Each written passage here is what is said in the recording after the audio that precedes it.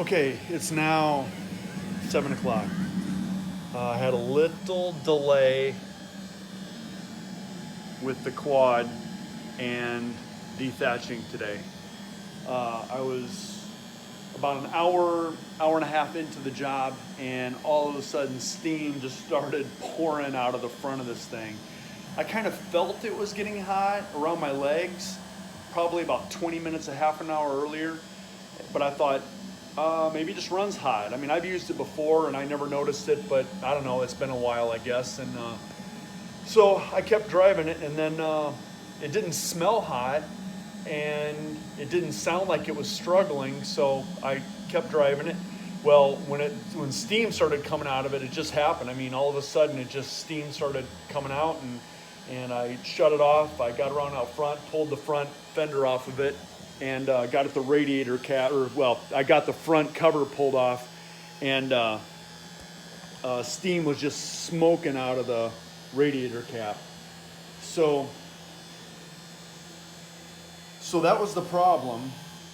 And I know I usually pay attention to stuff like the fan running, and the fan never kicked on at all. So I'm pretty sure that there's a sensor or something with the fan that just isn't right, or with the temperature gauge that just isn't right, and that's what overheated. It didn't turn the fan on.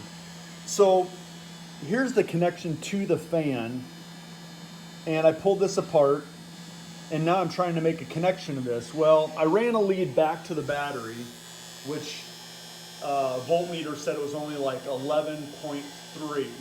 So I think that's kind of a problem. So I bought a new battery, and here's the good news. When I hook up brand new 12 volt battery to, kind of hard to do with one hand. If I hook one, let me get this,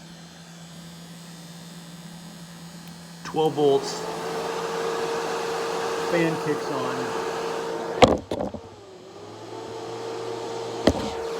So that's good, but the fan isn't broke, and 12 volts is what that fan needs, and it's running now.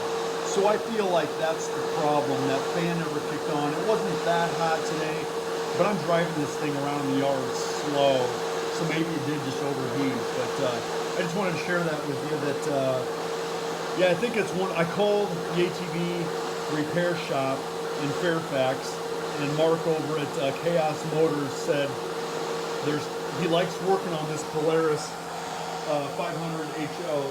He said this is one of his favorite ATVs to work on. He said there's two sensors for that fan to kick on, and incidentally, there's two wires going to that. I don't know if that's just a high-low or what that is, but he said there are two sensors that can go bad with this. And so tomorrow, after I'm done using this, which I think I'm just gonna run around the yard with the fan running all the time while I'm using it for the hour or 2 hours, and I'll just kind of monitor it and just make sure that fan's running good.